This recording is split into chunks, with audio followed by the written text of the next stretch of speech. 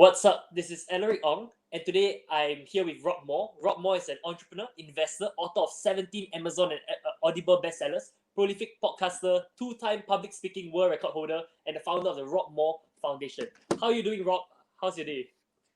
Ellery, my day is great. Mostly spent on Clubhouse, and that's where we met, I think. Yeah. So let's talk more about Clubhouse. Let's start with talking about your entrepreneurship journey. How do you start growing your social media following? And then later on, we can talk about Clubhouse. Yeah. Okay.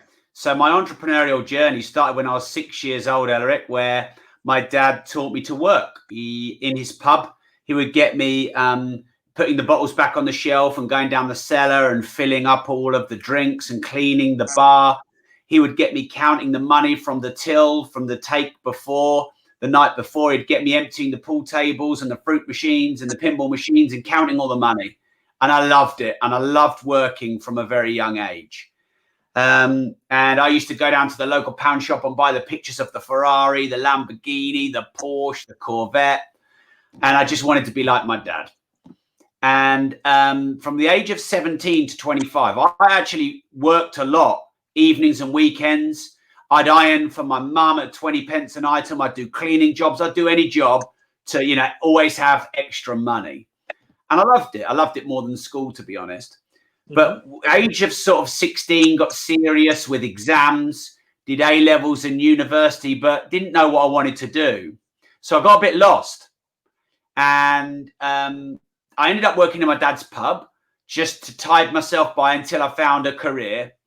And then December the 15th, 2005, I'm nearly 26 years old and I'm still earning rubbish money, working in my mum and dad's pub, living in my mum and dad's pub, going nowhere. And that day, my dad had a massive nervous breakdown. He got beaten up by the police. He got sectioned. He had a really bad breakdown.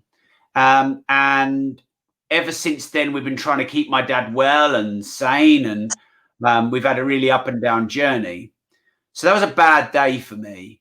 But it was also the first day where I decided I'm going to do something with my life. I don't know what. I don't know how. I don't know where. But I'm doing something. Now, it's a long story, but I'll keep it really short, Ellery. Within a week, I'd gone to a property networking meeting. And the guy I met at the end of that meeting is still my business partner today of 15 years. We own 850 units of property investment between us, i.e. tenant rental units, either owned, co-owned or managed under management. And we're developing 142 units. So this time next year, that'll be 1,000 unit property portfolio we have under management. And I never would have dreamed I'd have even had 10 or something properties. So that's obviously nice. I've written 17 books, as you said at the start. Business books, Life, Leverage and Money are probably the two books that they're definitely my best-selling books, but they're probably the books I'm the most known for. I have the Disruptive Entrepreneur podcast, which has got 620 episodes. I've interviewed 15 billionaires. I have an eight-figure training company, 9 figures in revenue, and my Rob Moore Foundation. I've loved the last 15 years. And it's been up and down and I've made mistakes, Ellery, but I've loved every minute of being an entrepreneur. I feel like I'm just warming up. I feel like I've had my apprenticeship now. Mm-hmm. Thankfully, I became a millionaire quite young and I was sort of retired quite young, relatively speaking. So now it's like, let's go. Let's obsess over Clubhouse. Let's build a massive personal brand. Let's have my foundation help as many young kids on the planet start meaningful businesses and change the world. So that's where I'm at now. So how do you get to network with all these billionaires? Okay, so normally when you found a couple of them, it's easy to find more. But in the early days, there was a chap who was a billionaire in property called Andreas Panayotou. And I just messaged him and said, hey, look, I love your work. Could we come down and meet you and have lunch? And he said, yes. So kind of cold approaching people, saying you love their work and you follow them, and then maybe inviting them to go down to lunch or to have a 15-minute call. That works. It obviously doesn't work with everyone.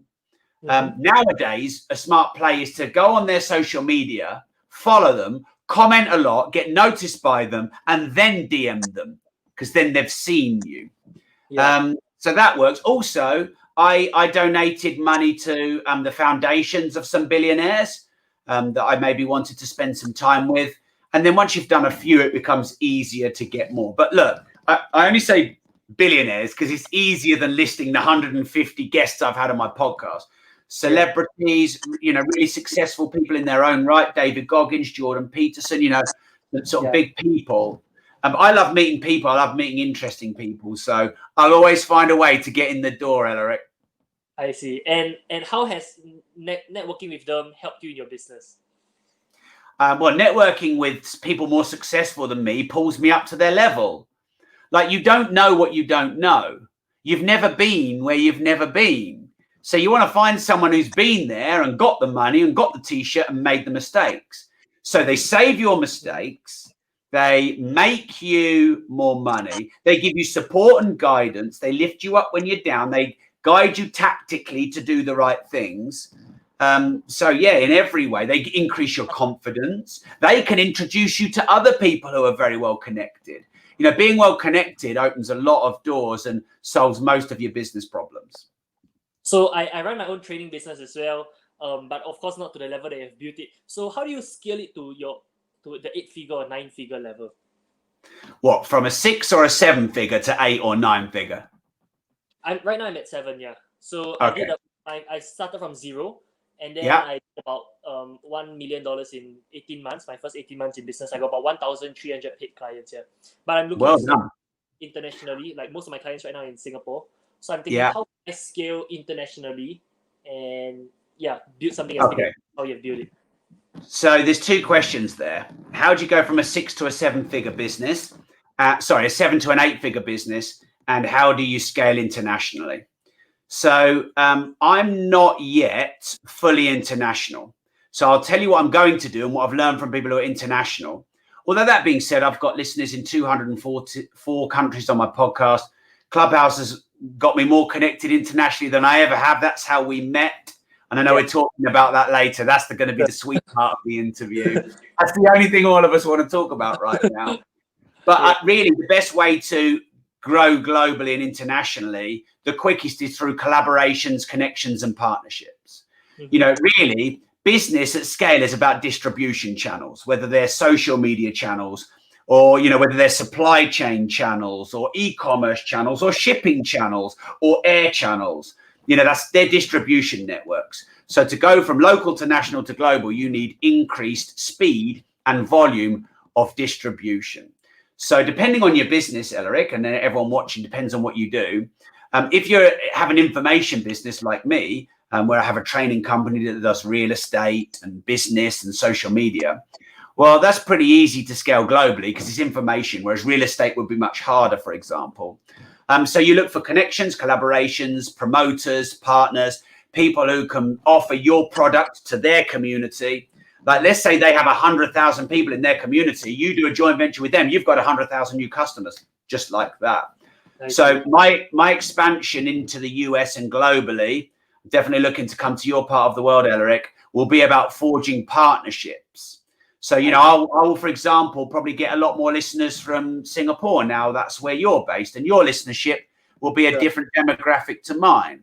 So really, that's a simple answer for scaling internationally. And by the way, Clubhouse to DM on Instagram is one of the best ways to do that. There's so many really good, really connected, influential people in Clubhouse right now. And connecting up through their DMs on Instagram, that there's a little window of opportunity, because in 6 months, Clubhouse might close it down.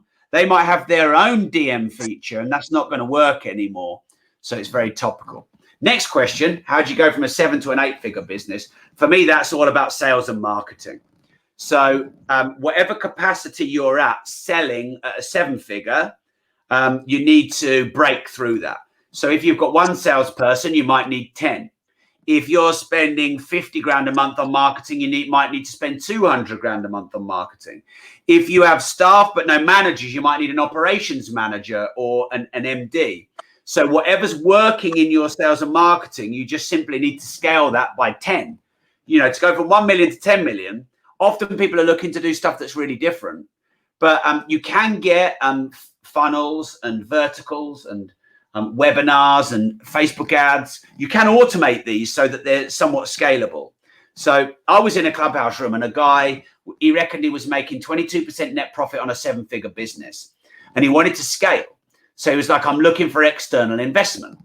And I said, well, if you're doing 22% net profit on £1 million business or a 7-figure, he said, you're making at least £220,000 a year.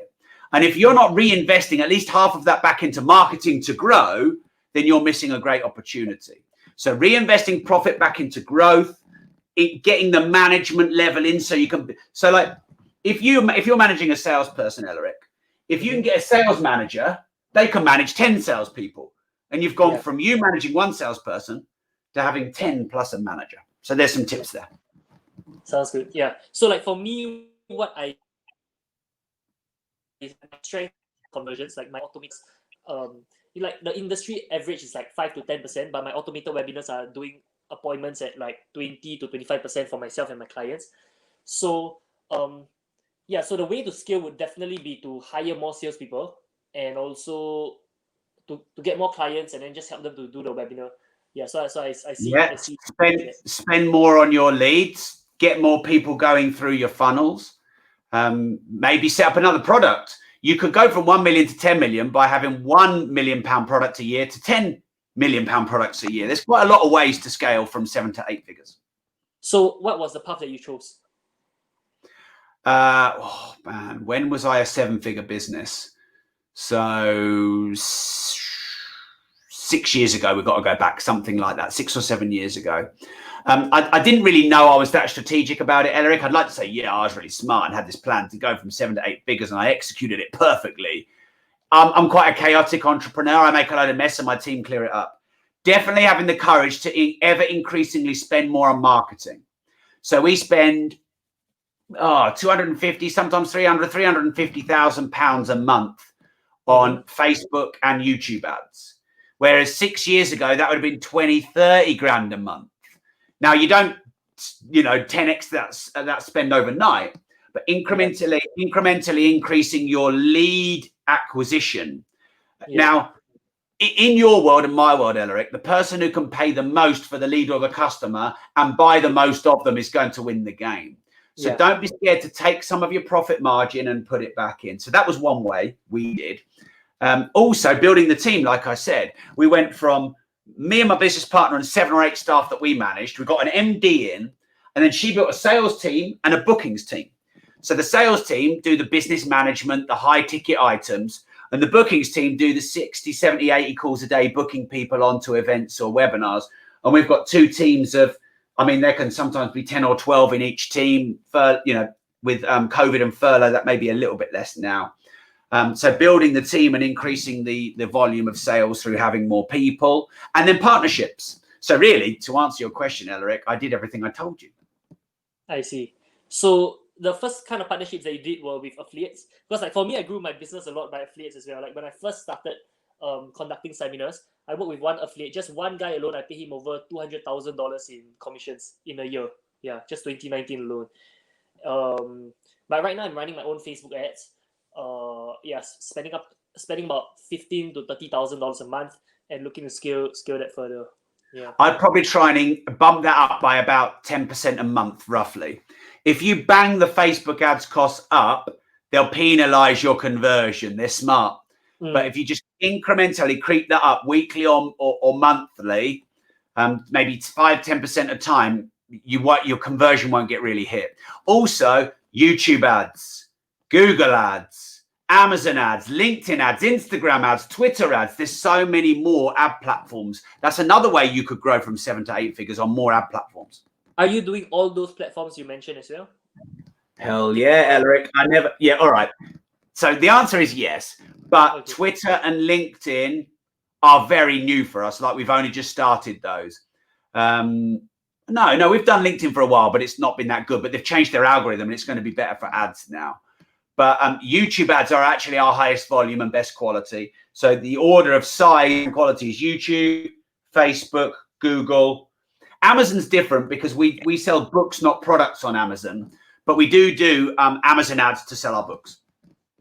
I see. Okay, that's cool. So right now, how much? Right now, you're spending about what, 250 grand a month on ads? Yeah, maybe more sometimes. Yeah, And sterling. which funnel are you using that delivers the best kind of results? We have quite a few. So property. So we'll have like a masterclass, a mastermind, and mentoring programs in property. I have a podcast online course and a podcast agency. We have social media course and social media agency. We have business vertical. We have e-commerce course and academy. Business buying, no money down business acquisition or joint venture business acquisition, masterclass and academy. Yeah, there's quite a few. I think we've probably got 20. I see. So you have different products in different verticals. And Yeah. which funnel do you use? Do you use an automated webinar funnel, or use a live event funnel, or like just from the podcast to a book funnel, or Yeah. what's So the process of converting the leads into a high ticket sale? So historically, our most productive has been, some kind of good free content. And I have a multifaceted strategy. So podcast, YouTube, various other social media, various what you call lead magnets, really good quality ebooks.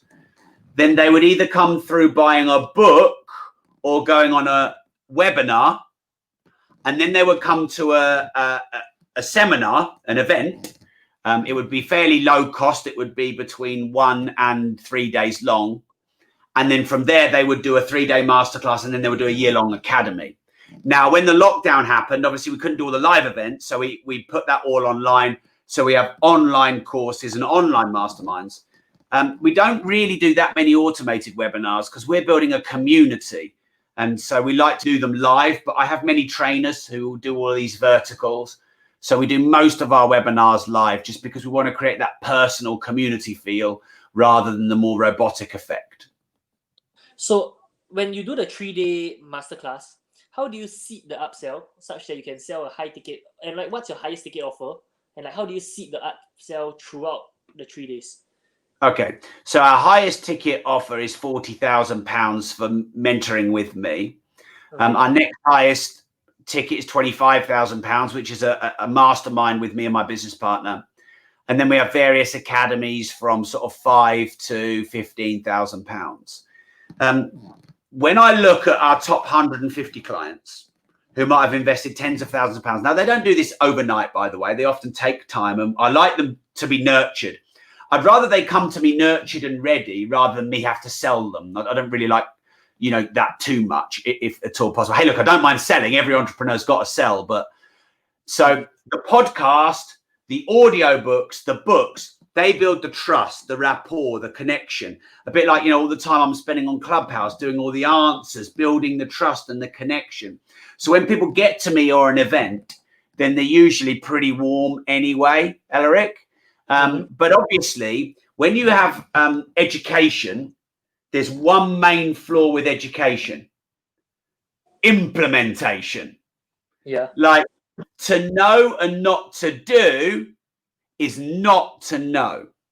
So I don't really try and do any magic because I don't think there needs to be magic. I just say, look, you've got the education. But honestly, are you going to go and implement all of this, or do you need support, guidance, community? And so it's the community, the support, the nurturing, the ongoing implementation. So courses is education, mastermind and mentoring is support and implementation. And so I just let people know when I'm educating them that they also need implementation strategies, such as masterminds and mentoring. Okay. So, but how do you seed upsell? Like, do you put a lot of testimonials in between the 3 days, or? Yeah, definitely. Facts tell, stories sell. Yeah. And your case studies and testimonials will be a better salesperson than you ever could be. So, yeah, we have thousands of case studies and testimonials. And absolutely, if we were doing an online summit, we'd play all of those in the breaks. I'd interview them, definitely. I'd get a varied sort of demographic because we've helped really young people or older people. We've helped people who English is their mother tongue or English isn't. We've helped people who've had trauma and difficulty. And when you have a good range of clients, you appeal to a wider audience. And do you like tell, okay, so like I've been for a lot of seminars, right? I've spent over 100 grand on like personal development, coaching, masterminds, etc. So I've spent 1.2 million. 1.2. So, yeah. I think by the time I reach your age, I'll probably spend it amount as well. Okay. But anyway, so okay, when you seed the price, let's say you're selling a 40,000 pound product, right? So do you tell them that you're selling a 40,000 pound product, or do you tell them, okay, I'm selling a 60,000 pound product or something, and then then you finally drop the price? What are the strategies for this? Yeah, it depends. So varying people have varying opinions about discounts and whether they're right or wrong. Some people say that encourages people to buy. Some people say it devalues their product, and some people say it's a gimmick. I say it's all about value more than price. Correct. And so if I'm going to offer a discount, there's a few things, Elric, I'll share with you. One, it has to be real. Can't be a bullshit made up number. So it has to have previously sold for that price, or be the office price, or be the website price. That's important. Okay. Number two is it has to be believable. If I said, hey, mentoring with me is normally $10 billion, but for today only, then obviously that's not believable. The third thing is you need a good contrast. So, if I said to you, my mentoring is £40,000, you might think, okay, compared to what? So you haven't really got any frame of reference. But if I compared it to, for example, getting, if there's £100,000 mastermind program, there are $100,000 mastermind programs. I'm actually looking to join $100,000 mastermind program this year. I found one, and I'm actually further ahead than most of the coaches that are on there. So I could use that as a contrast frame. Look, you can pay £100,000 for other masterminds, and I'm further ahead than most of the coaches on there. That would be one contrast frame.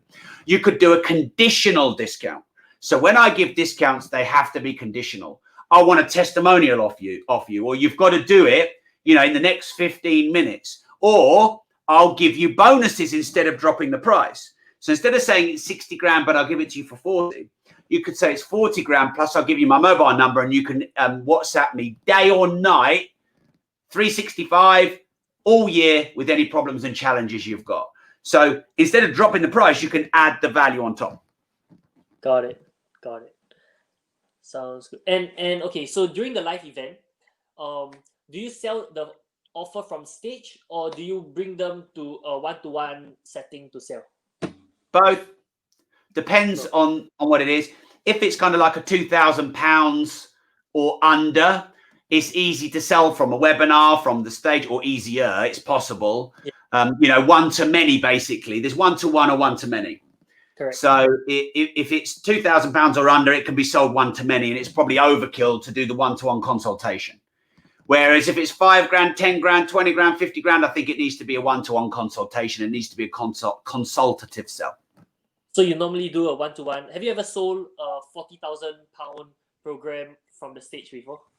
No, and I probably never would. I might mention it and people might come to me, but I'm not going to do a run to the back of the room to spend 40 grand. Also, by the way, mentoring with me, you have to apply. You can't just get in. You have to be recommended by someone. I have a very elite group of clients. So I want to know, like, if you want to work with me, I'm also interviewing you as well as you interviewing me. Whereas if I'm on stage in front of 1,000 or 2,000 people and I'm making that offer, well, I don't know who I'm getting on. So, and I want to get to know them. And also, I don't want anyone to buy if it's not right for them. And if you're going to invest £40,000, sorry? It was lagging a little bit. Yeah. The previous line you said. Yeah. If someone's going to invest £40,000, I want to know it's right for them. They're right for me. They're committed. It's not their last 40 grand in the world. They're not getting a new credit card to put it on. That it's actually something that's sustainable, and they've got some resources. Now, by the way, we're talking, Elric, about my highest ticket item. Don't forget, I have loads of books and podcasts, and I do more free. I reckon I do more free content than just about anyone on this planet. I think you could find 3 or 4 Americans that maybe do more. But other than that, so, I also want to give back as much as I can. I see. So do all your clients have to go through a value ladder, like, okay, so let's say they have to start from a book to a seminar, or are there clients that have gone straight to mentoring, like straight away, they're a higher level client, like Yeah. there's no point for them to go through a £2,000 seminar? Yeah, this is an easy one to answer, Elric. If they're not really that known to us, they usually go through a value ladder. And I like them going through a value ladder because they can learn, implement, instead of buy everything, learn everything for days and weeks and months, and then struggle with implementation later. But anyone who's listened to loads of episodes of my podcast, The Disruptive Entrepreneur, bought Life Leverage or Money or read or listened to my books, seen me on Clubhouse for a long time, seen my personal brand over the years, they often just jump straight to, hey, Rob, how do I work with you one-to-one, or how do I work with you in a mastermind setting? So have you ever from Clubhouse gotten a one-to-one client? No, it's only been open 2 weeks. Well, I've only been on it 2 weeks, and I'm not trying to get one-to-one clients. If I was, I'd have something in my bio DMing me about working one-to-one with me. I'd be doing consultation calls, and I reckon I could have got quite a few. That's not my play at the moment, Elric. But I bet you in 3 months' time, I'll have quite a few when they come to me, when they've seen what I can do for them, and they've seen me a lot more on social media. All right, let's talk about Clubhouse, okay? Clubhouse. Let's talk about Clubhouse. So, how do you get started on Clubhouse? Where do you think it's headed? What's your play on Clubhouse? Yeah. Right. So, my play on Clubhouse is to build my brand by helping as many people as I can, and therefore building a good, solid following from the goodwill that I put out there. Mm-hmm. While trying my best to learn the platform really well by doing lots of tests, to connect with as many people as possible. So I'm active in the DMs and connecting with people. I'm not scared to reach out to people and, want to connect up and see if there's people I can learn from or partner with. But I've said this to myself, Elric, because everyone I've spoken to about Clubhouse is suffering with lack of sleep. They're triggered. They've got massive FOMO, the whole lot.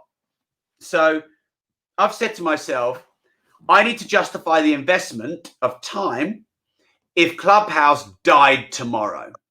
Mm-hmm. Because all of us that are in it think it's going to go huge, but we don't know, and there's no guarantee, because some social media platforms have gone huge, but for everyone that's gone huge, there's probably 50 that have died. So if I can justify the time by saying, if it died today and I lost all my followers, would it still have been worth it? Well, 10% roughly of the people who follow me on Clubhouse then follow me on Instagram. Mm-hmm. I've made 250 really good connections, give or take, already. Obviously, at a deeper level, about 20% of that, because that's a lot of people. I've had hundreds of people who've joined my email database, or thousands of new podcast listeners, etc. Loads of new book sales. And that's not even with me pitching any of those, really. It's just me doing a little bio when I get asked to do a little bio. So that's the de-risk. Even if it's and I lost all these followers, I'm nearly at 30,000 followers. I only know one UK person on Clubhouse in the business world that's got more followers than me. It's growing at 1,400 a day on average. The last 3 days, it's grown at 2,500 a day. In 50 minutes on my average hour on Clubhouse, I gain more followers than I do in a week on Twitter. My Clubhouse following overtook my Twitter following in 11 days, and I'd have had my Twitter account for years. On the current run rate, in 9 days, it'll overtake my Instagram. Mm-hmm. So I've got the downside de-risk because I'm making sure that I build all the connections and grow the podcast and the email subscriptions and the connections and all of that. But on the upside, I could have 1 million followers in 3, 6, 12 months. I could have brand endorsements, sponsorships, collaborations, partnerships, massive income streams. It could grow all of my other social media platforms.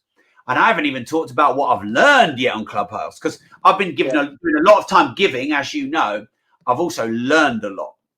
So, yeah, it's crazy, but crazy good. I see. And so you learned a lot from Clubhouse. You've contributed a lot as well. So how do you turn Clubhouse leads into sales? Well, I can tell you how to do it because it's clear and obvious. That's not my play, just so you know, because I think I'll get more sales if I build a really good brand. Mm-hmm. But how you turn Clubhouse leads or followers into sales is, one, have a clear niche that you talk about all the time. Okay. So that's how I talk about my podcast all the time, The Disruptive Entrepreneur, and I always give podcast tips. And let's have a podcast agency. So I'm getting known for podcasting. Rob, The Disruptive Entrepreneur, 600 odd episodes, interview billionaires. He's the go-to guy for podcasting.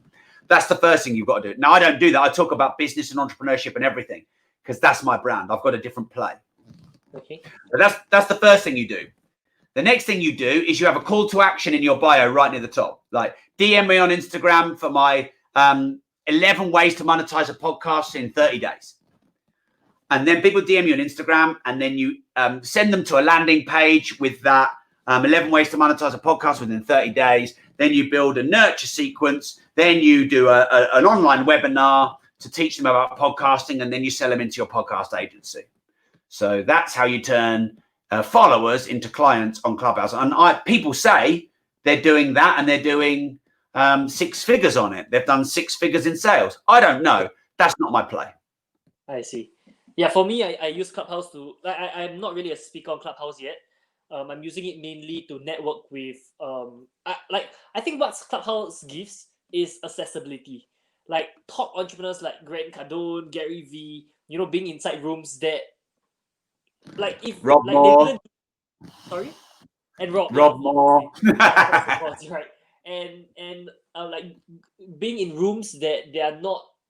They wouldn't usually be in if, let's say, they're on Instagram and everything, and I think it makes people accessible. Like I've approached a lot of people. I've done a lot of interviews. I've done interviews with like JT Fox, Myron Golden, Rob, right, Joshua B. Lee, a lot of people, and about 50% actually say yes. Like 50% of the people that I message on Instagram actually say yes to the interview, and I think it's because on Clubhouse, everyone's starting on from ground zero. So when it starts from ground zero, most people don't have their most people, like, okay, let's say right now I message maybe Gary Vee on Instagram.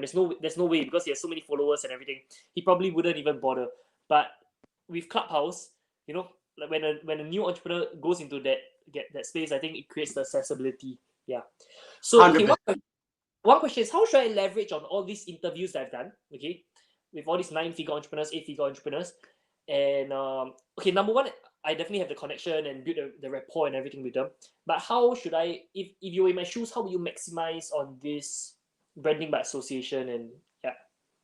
Okay, I like the way you're asking your questions, Elric, because you're asking them from your own viewpoint as well as your listeners. So I like that. I would stay in touch with them because I've made many friends being on my podcast. And stayed in touch with them, and then that can create opportunities and relationships and partnerships in the future. So I would do that. I would put all the videos up on YouTube and keyword their name in it, so then you're going to appear on their search terms. So if you put this up and you put, interview with Rob Moore, the Disruptive Entrepreneur, on Clubhouse Secrets, you're going to capture Clubhouse search, you're going to capture Rob Moore search, and you're going to capture Disruptive Entrepreneur search. Some people call that kidnapping an audience. I don't really like that phrase, but you know what I mean. You can definitely do that. Obviously, the more and good name guests you get, the more and good name guests you get. So you could definitely use it for that. You could try and figure out a way how to run ads on their lookalike audiences. That's a sort of a cheeky way. Yeah, there's 4 things to do to leverage the interviews that you do. So how have you leveraged the interviews, and like what's the value of creating a podcast, and like for you?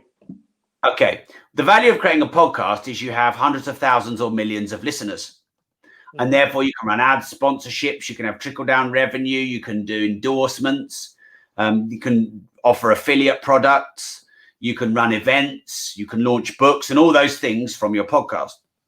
That's benefit number one. And the multiple income streams that it creates once you get to a critical mass of downloads. Benefit number two is the people you meet and the inspiration that you get and the energy and the enthusiasm and the circle of influence that you build. Number three is the association. Like if someone has a podcast, they're seen quite credibly. If they've interviewed cool people, they're seen very credibly. And you come up in a lot more search terms because obviously you've got loads of podcast episodes. So you own more real estate on the web. You might get speaking opportunities. I do quite a lot of public speaking opportunities.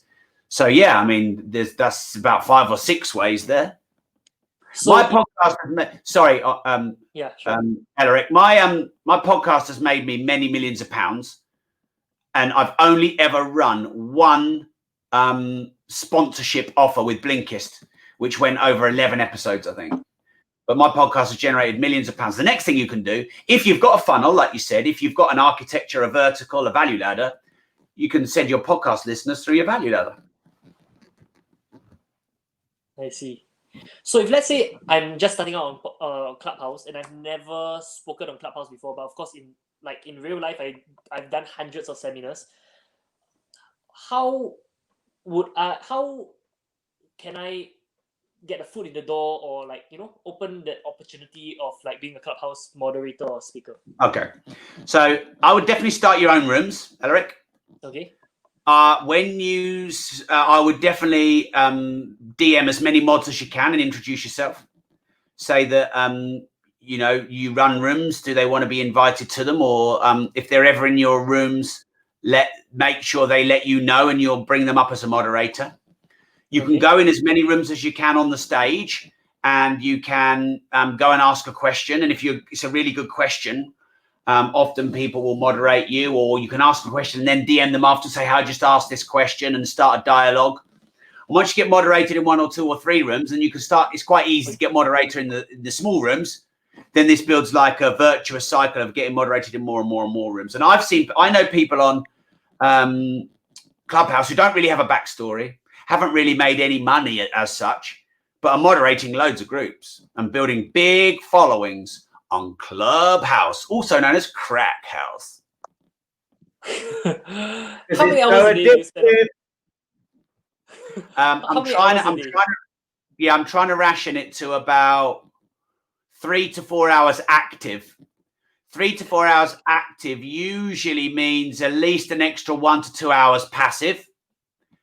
I have spent more and I have spent less, but it is quite invasive. I've got time. It's not an issue of time for me. Like I said, I've semi-retired from many of my companies. But if I listen to it too late, it affects my sleep. So I figured out I can't really be on it past 8:30 at night, which is annoying because in America, that's when it all gets sort of interesting. I also can't be on it for too many hours. I also can't be on it when I've just had a coffee because it makes me feel edgy. And I have to know the right rooms to go in, because sometimes the rooms that are more suited to you are not. And you have to have time off, and you have to probably compartmentalize your diary and say, look, 11 to 12, I'll be on Clubhouse, but 12 till 2, I'll be doing calls. And don't forget your family and your dating and your wife and your kids. Honestly, everyone I've spoken to is saying the same thing, that they're nearly divorced. And yeah, there's going to be some Clubhouse divorces in the mix. There'll be Clubhouse marriages as well. Yeah. Good point, Elaric. New Tinder. Yeah. Yeah. All right. Okay. So if let's say you're ever online and let's say the time permits and anyone wants to learn about marketing or something, could you maybe introduce me or something? Yeah. Look, we must be connected on Instagram, aren't we? We are. Yeah. Yeah. So I get loads of DMs, but anything you ever need, you can only ask. I never ever am concerned if people ask for something. You'll figure out, Elaric, how to find the way to ask and how to ask for the right things, and you'll be sensitive to that. But yeah, we're connected now. I know you. You know me. We're in Clubhouse together. We might be in rooms together. We might be in mods together. don't be in too much of a rush to call in favors from people. Sure. Try and take your time. Like I know many very famous, very successful, very wealthy people who I've built a relationship with for years, and I've never asked them for anything, and I've tried my best to give to them. Yeah. Because I like doing it that way, and I think it builds more goodwill and rapport. Correct. I believe in that as well. Like Gary Vaynerchuk's book, like give, and then ask. Yeah. Yeah. What is that? Jab. Yeah. Yeah. All right. So if anyone wants to follow you, what's your social media handles for them to follow you? Okay. So I've never said this before on a podcast, but the first thing I'm going to say is on Clubhouse, I am at Rob Moore. So you can find me on Clubhouse at Rob Moore. My podcast is called The Disruptive Entrepreneur. But basically, Rob Moore, M-R-R-E, you can find me on pretty much every channel. Some of my handles are called Rob Moore Progressive. And some of them are just called Rob Moore. So yeah, you find me on all the social media channels. I'm doing a video a day on TikTok for 365 days as a social media experiment. So my handle for that is at Rob Moore Progressive. I'm all over it. I'm all over it, Eric. How's the TikTok doing? My first video goes live today. So I've recorded and edited about 10. Well, when I say I edited, my team are editing for me, but I'm doing a video a day for 365 days. I see. And what does Rob Moore Progressive like? What does the Progressive? Progressive is my training company in the UK. Progressive Property and Progressive Success. My my course business. I learned a lot from you. I'll keep you updated once I scale to 8 figures. And maybe we can meet up for coffee one day if you're ever around town. All right. Yeah, you're in Singapore. You're in Singapore, are you? I'm based in Singapore. Yeah, correct. Yeah, cool. Well, look, I'm going to be plenty of years out of the UK in the future, so definitely stay in touch. So Ellery, yeah. Do you want to shout out your podcast? Okay, so I don't have a podcast. I have a YouTube channel, Alaric Ong, ALARIC space ONG. My Clubhouse is at Alaric Ong. Instagram is Alaric Ong, but 2 G's, so ALARICONGG. And then Facebook is Alaric Ong. I'm primarily on Facebook because that's where I run all my ads on Facebook. Yeah, and my website is www.alaricong.com. Yeah. Anyway, thank you so much for your time. I learned a lot, and I look forward to connecting with you in person soon. All right, take care. Cheers, Eric. I'll see you in Clubhouse. I'll see you. Cheers.